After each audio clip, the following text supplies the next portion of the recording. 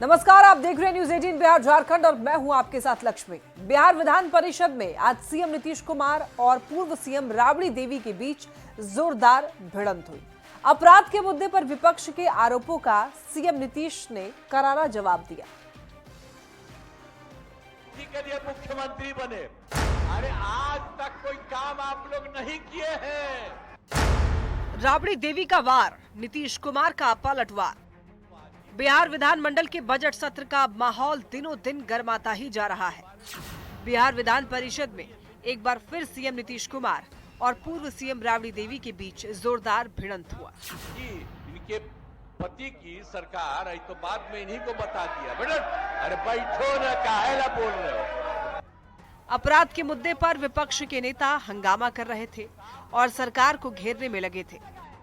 बोल करके चाहते हैं पब्लिसिटी होने का, तो सब जानता है, लोग तो बता दिया है। इसी दौरान सीएम ने विपक्ष को भरोसा दिलाना शुरू किया कि हर घटना की जानकारी ली जा रही है और उसमें कार्रवाई की जाती है।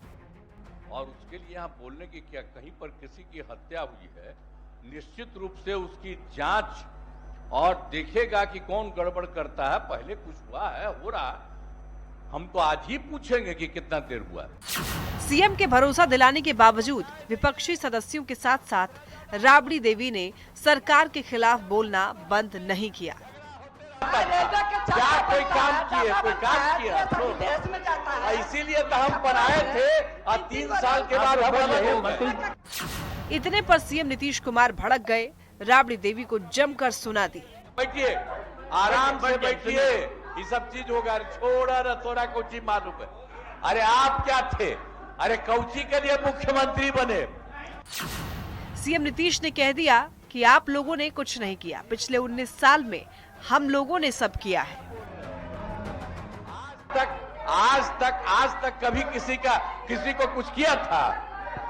अरे आज तक एक काम किया था? चौधरी लेते हैं। कितना ज्यादा झगड़ा होता रहता था हिंदू मुस्लिम का, और लोग कितना बचाते रहते थे, कोई काम किया था? ये सब काम हम लोगों ने किया है। इतना ही नहीं, नीतीश कुमार ने कहा कि आपके पति सस्पेंड हो गए थे तो आप सीएम बनी थी, आप किस बात की सीएम थी? आपके पति का सस्पेंशन हुआ तब बन गए, कौन चीज है? अरे घरवे के आदमी का ना हो रहा है, कोई मतलब है सबका। विधान परिषद में सीएम नीतीश कुमार के साथ हुई तीखी बहस पर राबड़ी देवी ने कहा कि सरकार के लोग विपक्ष को बोलने नहीं देते हैं। मंत्री ने बोले कि आपका पति हमें क्या आप किए हैं? तो सब काम हम लोग के लिए, सब काम हम किए हैं। कोई को जिला बनाए हैं, मुख्यमंत्री बताए, कोई को ब्लॉक बनाए, कोई को प्रखंड बनाए, कोई को फैक्ट्री लाए।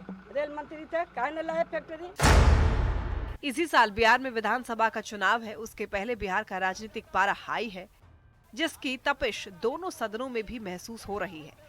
एक सत्र में ये दूसरी बार है सीएम नीतीश कुमार और राबड़ी देवी के बीच भिड़ंत हुई।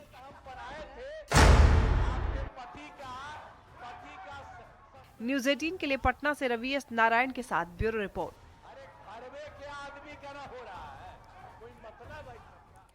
लॉ एंड ऑर्डर के मुद्दे पर आज भी बिहार में सियासत चरम पर रही। विधान परिषद में सीएम नीतीश और राबड़ी देवी के बीच भिड़ंत के बाद मंत्री संतोष सिंह ने ऐसा बयान दिया जिससे सियासत सुलग गई। 3 साल के बाद जैसे ही देखा कि गड़बड़ कर रहा। अपराध के मुद्दे पर विधान परिषद में नीतीश कुमार और राबड़ी देवी के बीच जोरदार भिड़ंत के बाद मंत्री संतोष सिंह ने ऐसा बयान दिया जिससे सियासी बवाल मच गया है। मंत्री संतोष सिंह ने कहा कि उनके बेटे का भी अपहरण हुआ था और आरजेडी के बड़े नेता फिरौती मांगने के लिए आए थे। मंत्री संतोष सिंह के बयान पर राबड़ी देवी ने पलटवार किया। राबड़ी देवी ने कहा कि संतोष सिंह के बेटे का अपहरण तब हुआ जब नीतीश कुमार की सरकार थी। बीजेपी के लोग नीतीश को बदनाम कराने के लिए ऐसा करवाते हैं। इस हाउस में अपर या लोअर दोनों हाउस में किसी माननीय सदस्य के साथ ऐसी घटना नहीं होगी। मैं उसका भुक्तभोगी हूँ। मेरे बेटे का किडनैपिंग हुआ था 2005 में, और बेटे के किडनैपिंग में राजद का एक बड़ा नेता हमसे फिरौती मांगने के लिए आया था। इसलिए मेरा मानना है कि खासकर राजद के लोग लोगों को अपराध पे, किडनैपिंग में, क्राइम पे कोई नैतिक अधिकार नहीं है बोलने का। संतोष सिंह ने आरोप लगाया कि राजद के राज में अपहरण हुआ था मेरे बेटे का और फिरौती मांगने राजद के लोग आए थे। 2017 में हुआ था उनका बेटा के, 2017 बोले ना, 2007 में,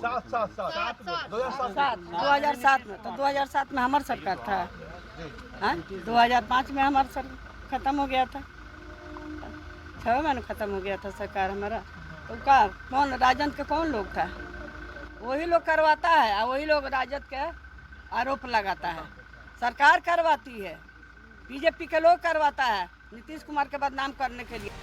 बिहार में लॉ एंड ऑर्डर पर सियासत हाई है। आरजेडी अपराध के मुद्दे पर नीतीश सरकार को घेर रही है। अपराध पर राबड़ी देवी और सीएम नीतीश कुमार के बीच सीधी भिड़ंत के बाद मंत्री संतोष सिंह ने बेटे के अपहरण और आरजेडी नेता के फिरौती मांगने वाला बयान देकर बिहार की सियासत को और गर्मा दिया है।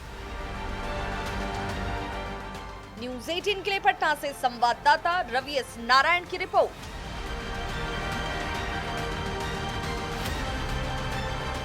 विधान परिषद में चमचागिरी शब्द पर भी जमकर हंगामा हुआ। मामले ने इतना तूल पकड़ा कि मंत्री अशोक चौधरी और राबड़ी देवी में जमकर तू मैं होने लगी। दरअसल सभापति ने कहा कि 10 सालों में आज तक किसी ने मुझ पर पक्षपात करने का आरोप नहीं लगाया। इस पर मंत्री अशोक चौधरी ने सदन में ऐसे शब्दों के इस्तेमाल पर कड़ा विरोध जताया, जिसके बाद राबड़ी देवी ने उन्हें कुछ ऐसा कहा कि दोनों में तू मैं शुरू हो गई। माननीय मुख्यमंत्री जी जब खड़े हों तो ये एक जनरल शिष्टाचार की बात है और नियम भी है, परंपरा भी है कि सब लोग बैठ जाते हैं। इसके बाद भी आप लोग करते हैं तो आप लोग सदन से बाहर जा सकते हैं। तो इसके बाद ये नारा लगने लगा कि चमचागिरी बोलोगे, तो ये बात तो हम ही कहे, हमारी ही बात पर हमने लिया है। चाहिए अगर सदन में इस तरह की परंपरा की शुरुआत होगी तो आने वाला भविष्य इस सदन को कभी माफ नहीं करेगा। कितना पानी में बाड़ा हम जानते हैं, कहाँ तू बाड़ा हम जानते हैं, क्या करते हैं सब मालूम है। ये ठीक है, बात व्यक्तिगत टिप्पणी नहीं इसके करिए, बाद में देखा जाएगा। सम्मान करते हैं, व्यक्तिगत टिप्पणी मत करिए। आप टिप्पणी कर रहे हैं, आप टिप्पणी कर रहे हैं, आप व्यक्तिगत टिप्पणी मत करिए। नेता प्रतिपक्ष बोल रहे हैं, नेता प्रतिपक्ष आप ही की तरफ से नेता प्रतिपक्ष बोल। दरअसल आरजेडी एमएलसी सुनील सिंह ने नारेबाजी की, चमचागिरी नहीं चलेगी। संसदीय कार्य मंत्री विजय चौधरी ने हस्तक्षेप करते हुए कहा कि ऐसे शब्दों का इस्तेमाल संसदीय प्रणाली में गंभीर है। उन्होंने कहा कि अगर चमचागिरी शब्द का इस्तेमाल किया गया है तो इस पर निश्चित रूप से संज्ञान लिया जाना चाहिए, चाहे वो कोई भी हो। सदन की कार्यवाही की पूरी फुटेज है, इसे देखने के बाद कार्यवाही होनी चाहिए। और इस बीच अब्दुल बारी सिद्दीकी ने कहा कि अगर ठेस पहुंचा है तो खेद प्रकट करते हैं। ये पूरी कार्रवाई दर्ज है, देख लीजिए। ये वहां से जा रहे थे, आपके नजदीक से नारा लग रहा था, आपने स्वयं संज्ञान लिया और आपने पूछा कि ये चमचागिरी की बात किसके बारे में कहा जा रहा है? आसन के बारे में कहा जा रहा है क्या? उस पर आसन के टिप्पणी का संज्ञान सरकार ने लिया और सरकार ने कहा कि पूरी कार्रवाई की वीडियो रिकॉर्डिंग आप देख लीजिए और अगर ये चमचागिरी का शब्द आसन के बारे में कहा गया है तो ये घोर आपत्तिजनक है और क्लिपिंग देख लीजिए। अगर आपको लगता है कि आसन के खिलाफ है तो आप कार्रवाई करिए, सरकार आपके साथ है, आसन के साथ हमेशा सरकार रहती है। उचक के आप प्रभोग करते हैं विपक्ष को, उस पर कही गई है बात। इसलिए मैं बहुत विनम्रता से आपको, अगर किसी तरह की ठेस पहुंची है तो हम, अगर आपको अगर लगता है ऐसा तो हम खेद व्यक्त करते हैं। मगर अब देख लीजिए महोदय, अब देख लीजिए, अब सुन लीजिए।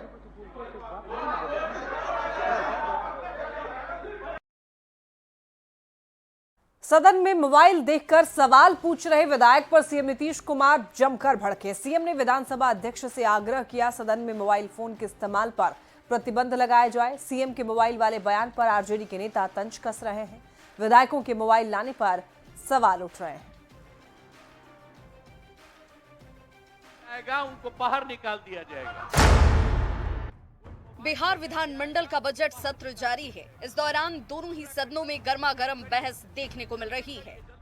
गुरुवार को नीतीश कुमार सदन में मोबाइल के इस्तेमाल पर भड़क उठे। कोई मोबाइल लेकर के आएगा, उनको बाहर निकाल दिया जाएगा। हुआ कुछ यूं कि बजट सत्र के दौरान आरजेडी के विधायक सुदय यादव मोबाइल में देखकर सवाल पढ़ रहे थे। इस दौरान नीतीश कुमार ने सदन में मोबाइल ले जाने पर आपत्ति जाहिर की। सीएम ने मोबाइल के इस्तेमाल पर नाराजगी जाहिर करते हुए विधायकों से सदन में मोबाइल फोन का इस्तेमाल न करने की बात कही। सीएम ने विधानसभा अध्यक्ष से भी आग्रह किया कि सदन में मोबाइल फोन के इस्तेमाल पर प्रतिबंध लगाएं। ये लोग मोबाइल पर लेकर के बात कर रहा है। आप सब प्रतिबंधित था, रोका हुआ था, और सब मोबाइल लेकर के बोल रहा है। ये कोई बात है? आप तो करिए ना साहब, कोई मोबाइल लेकर के नहीं आए और प्रतिबंध करिए, वो तो पहले से किया हुआ है। नीतीश कुमार के सदन में मोबाइल न इस्तेमाल करने के बयान पर आरजेडी ने तीखी प्रतिक्रिया दी है। तरफ की इलेक्ट्रॉनिक जो हो गया है और मोबाइल आप भेजते हैं कि आप मोबाइल से निकालिए सवाल का जवाब, तो सवाल का जवाब निकलेगा कहां से? वहीं नेता प्रतिपक्ष तेजस्वी यादव ने सोशल मीडिया पोस्ट लिखकर सीएम नीतीश कुमार पर तंज कसा है।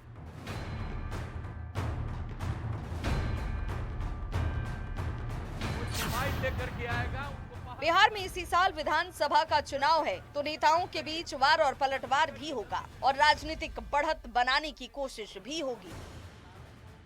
लेकिन आपको बता दें कि बिहार विधानसभा में मोबाइल का इस्तेमाल पहले से ही बैन है, जिसका जिक्र सीएम नीतीश कुमार ने किया है।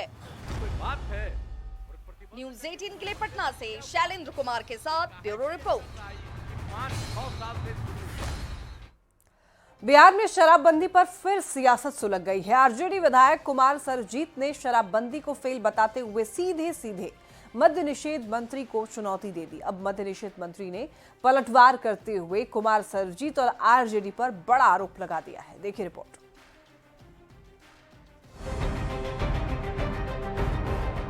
बिहार में शराबबंदी कानून पर सियासी पारा हाई है। शराबबंदी को फेल बताने वाले आरजेडी विधायक कुमार सर्वजीत के बयान पर सियासत थमने का नाम ही नहीं ले रही। कुमार सर्वजीत के बयान पर मद्य निषेध मंत्री रत्नेश सदा ने जोरदार पलटवार किया। रत्नेश सदा ने कहा कि कुमार सर्वजीत खुद ही शराब के धंधे में शामिल हैं और उनकी पार्टी के कई लोग शराब के कारोबार में लगे हुए हैं और एक कर सब पर कार्रवाई हो रही है।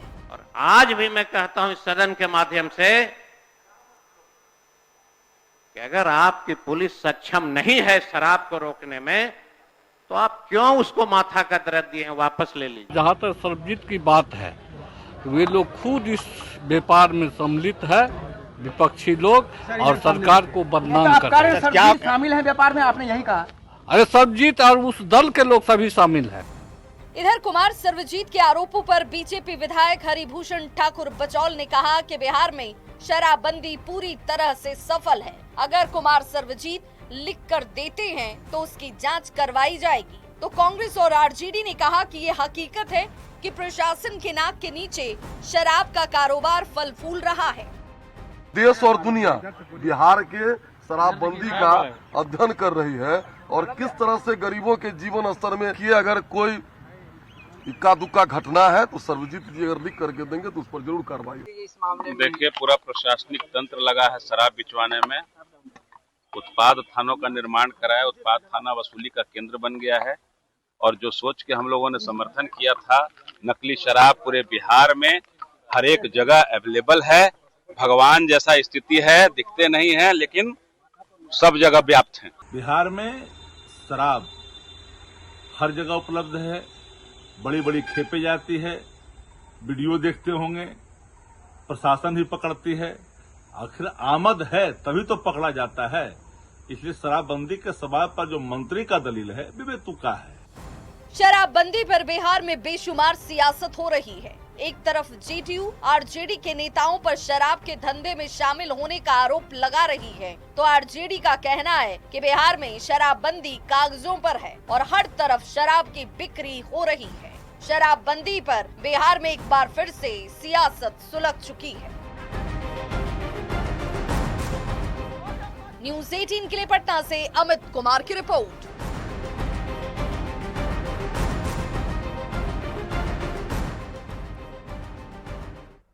कांग्रेस के नए प्रदेश अध्यक्ष राजेश कुमार ने पूर्व अध्यक्ष अखिलेश सिंह से मुलाकात की और मुलाकात के बाद अखिलेश सिंह ने कहा कि विधानसभा चुनाव में 40 से 50 विधायक का टारगेट है और बिहार में कांग्रेस का वोट प्रतिशत बढ़ा है। संगठन का विस्तार पर महागठबंधन सरकार बनाने की कोशिश होगी। उन्होंने किसी भी तरह के गिले शिकवे से इनकार किया है। तो वहीं बिहार कांग्रेस अध्यक्ष राजेश कुमार ने अखिलेश सिंह का आभार जताया। राजेश कुमार ने कहा कि संगठन परिवार की तरह होता है।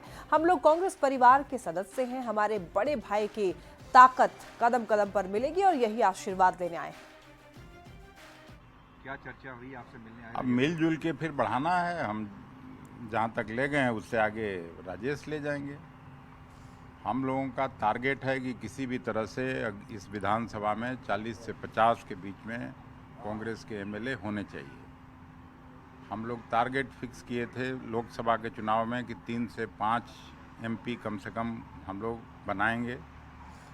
5 तो नहीं हुआ लेकिन 3 तक पहुँचे हैं। इस संगठन का विस्तार करके और नंबर ऑफ एमएलए बढ़ें और राज्य गठबंधन की जो सरकार है उसकी विदाई करनी है। फिर से महागठबंधन की सरकार बनानी है ताकि बिहार की खोई हुई गरिमा और प्रतिष्ठा वापस हो सके, बिहार विकसित राज्यों की श्रेणी में खड़ा हो सके। ये सब हम लोग मिलजुल के प्रयास करें। किसी तरह का कोई गिला शिकवा तो नहीं है सर? नहीं, गिला शिकवा क्यों होगा? ये तो समझ ही में नहीं आती है बात कि इस तरह का सवाल क्यों पूछा जाता है। गिला शिकवा क्यों होगा? जी, आपकी मुलाकात हुई अखिलेश जी से, क्या चर्चा हुई, किस तरह से पार्टी को आगे? देखिए, सबसे पहले तो यह मैं सर का आभारी हूँ कि इन्होंने जिस तरह से आशीर्वाद दिया वो हम दिल से इनका आभार प्रकट करता हूँ। जैसा कि आपने कहा, ये काम जो है परिवार की तरह होता है संगठन, और ये कांग्रेस परिवार के हम लोग सदस्य हैं। तो काम परिवार में जो काम होता है वो एक दूसरे से के सहयोग से होता है। तो हम लोग परिवार के लोग हैं, एक परिवार के सदस्य हैं। काम करने में अकेला सहयोग से नहीं कोई काम होता है। सफल कार्यक्रम तभी होता है जब एक दूसरे के सहयोगी और समर्थक बन के काम करें। इसलिए बड़े भाई के हमेशा कदम कदम पर कांग्रेस पार्टी की मजबूती के लिए ताकत मिलेगा और हम वही आशीर्वाद लेने आए हैं। पटना से बड़ी खबर, सप्लीमेंट्री रिजल्ट की मांग को लेकर पिछले 2 महीने से धरना दे रहे टीआरई 3 के अभ्यर्थियों का प्रदर्शन आज उग्र हो गया। नौबत पुलिस, आपको बताते चलें कि यहां पर ऐसी नौबत आ गई कि पुलिस से नोकझोंक हो गई है यहां पर अभ्यर्थियों की। दरअसल प्रदर्शनकारी विधानसभा घेराव की कोशिश कर रहे थे। इसी दरमियान पुलिस कर्मियों के साथ नोकझोंक हुई है, जिसकी तस्वीरें भी टीवी स्क्रीन पर आप देख पा रहे हैं। शिक्षा मंत्री सुनील कुमार के दिए गए बयान के बाद उबाल इनका बढ़ गया ज्यादा, क्योंकि मंत्री ने सप्लीमेंट्री रिजल्ट को लेकर सदन में साफ कह दिया है कि ऐसा कोई प्रस्ताव नहीं है। ऐसे में अब जो बॉर्डर लाइन पर आकर असफल हुए हैं अभ्यर्थी, उन अभ्यर्थियों का आंदोलन और ज्यादा उग्र हो गया। और आप देख सकते हैं यहाँ पर पुलिस के साथ अब इन अभ्यर्थियों का यहाँ पर हल्की नोकझोंक भी होती हुई दिखाई दी।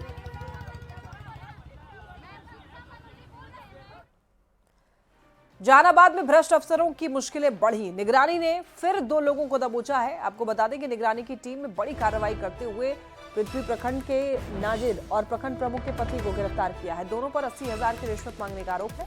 पीड़ित की जानकारी पर निगरानी टीम ने जाल बिछाकर प्रखंड प्रमुख के पति बबन अंसारी और नाजिर दिनेश कुमार प्रभाकर को गिरफ्तार किया है। दोनों के पास से 40,000 बरामद भी किए गए हैं। मामले में अब आगे की कार्रवाई की जा रही है।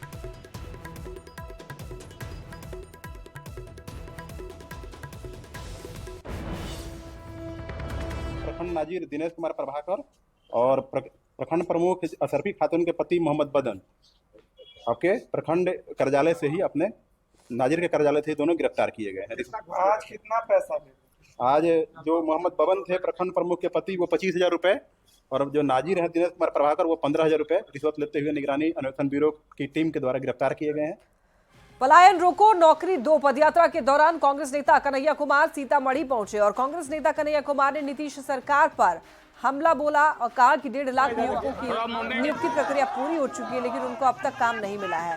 कहा है कि हर कदम पर बेरोजगारी हटाने को लेकर सरकार से लड़ने का काम करेंगे। और यहाँ पर कन्हैया कुमार ने कहा कि ये यात्रा संघर्ष का एक मंच है। नौजवान उनकी भर्ती प्रक्रिया पूरी हो गई, उनका मेडिकल हो गया, उनका फिजिकल हो गया, लेकिन उनको नियुक्ति पत्र नहीं मिला। वो भी हमारे साथ यात्रा में चल रहे हैं। इसके साथ साथ यूपीएससी एग्जाम में जो धांधली हुई है वो लोग भी ला करके अपनी बात रखेंगे। पेपर लीक के चलते जो विद्यार्थी परेशान हैं उन्होंने आकर के प्रेस कॉन्फ्रेंस किया। पलायन का दंश झेलने वाले कुछ मजदूरों ने कल जो है चंदनबाड़ा में अपनी बात रखी। तो ये यात्रा दरअसल एक संघर्ष का मंच है। केंद्रीय गृह मंत्री अमित शाह का बिहार दौरा 29 और 30 मार्च को बिहार में रहेंगे गृह मंत्री Amit Shah. Amit Shah BJP core committee के साथ यहां बैठक करने वाले हैं। 29 मार्च को रात के 8 बजे बीजेपी की बड़ी बैठक होगी, इसकी खबर मिल रही है। बीजेपी एमपी एमएलए और पदाधिकारियों के साथ में यहां पर बैठक होगी। देखिए 30 मार्च को सहकारिता विभाग की भी बैठक बापू सभागार में सहकारिता विभाग की बैठक होगी। 30 मार्च को दोपहर 12:30 बजे गोपालगंज आएंगे गृह मंत्री अमित शाह और गोपालगंज में एक सभा को भी संबोधित करेंगे। बीजेपी विधायक दल, सभी सांसद और बीजेपी के सभी प्रमुख पदाधिकारियों के साथ बीजेपी कार्यालय के अटल सभागार में करीब 2 घंटे की बैठक चलेगी और उसके बाद भारतीय जनता पार्टी के जो प्रदेश के कोर कमेटी के नेतागण हैं उनके साथ उनका बैठक होगा। 30 मार्च को दूसरे दिन बापू सभागार में सहकारिता विभाग की ओर से जो सहकारी क्षेत्र में हमारे एफपीओ और अन्य लोग कार्य कर रहे हैं उनके साथ उनकी बैठक है। अररिया से बड़ी खबर, एएसआई राजीव रंजन की मौत का मामला, मुख्य आरोपी अनमोल यादव गिरफ्तार हुआ है। अब तक कुल 7 लोगों की गिरफ्तारी हो चुकी है। नेपाल बॉर्डर के पास पुलिस की बड़ी कार्रवाई, 1 देसी पिस्टल, 1 मैगजीन, 3 जिंदा गोली बरामद हुआ है। आरोपी के पास से 25 किलोग्राम गांजा भी जब्त हुआ है।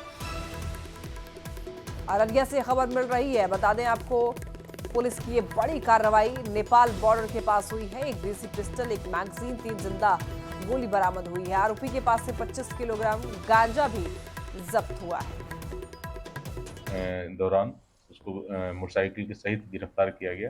गिरफ्तारी के पश्चात उसका सर्च किया गया तो उसके पास से 25 किलो नारकोटिक्स जो गांजा है वो और आर्म्स की रिकवरी की गई है, जिसका अलग से बथनाहा थाना अंतर्गत केस किया जा रहा है। वो नेपाल का बॉर्डर है बगुआ बुरारपुर, वहाँ पे पकड़ा गया है बथनाहा थाना क्षेत्र में। बिहार में अतिक्रमण पर ताबड़तोड़ एक्शन हो रहा है। वैशाली और बेगूसराय में भी अतिक्रमणकारियों पर प्रशासन की कार्रवाई हुई। वैशाली के बिदुपुर थाना क्षेत्र के गोविंदपुर गोखुला गांव में 3 मंजिला इमारत पर हाईकोर्ट के आदेश पर प्रशासन ने बुलडोजर चलाया है। यहां की सड़क की जमीन पर अतिक्रमण कर मकान बनवाया गया था, जिसे बुलडोजर से ढहाया गया है। वहीं देखिए बेगूसराय के सदर अनुमंडल के राजौरा चौक पर प्रशासन का एक बार फिर डंडा चला है। बुलडोजर चलाकर यहां भी सरकारी जमीन को अतिक्रमण मुक्त कराया गया है।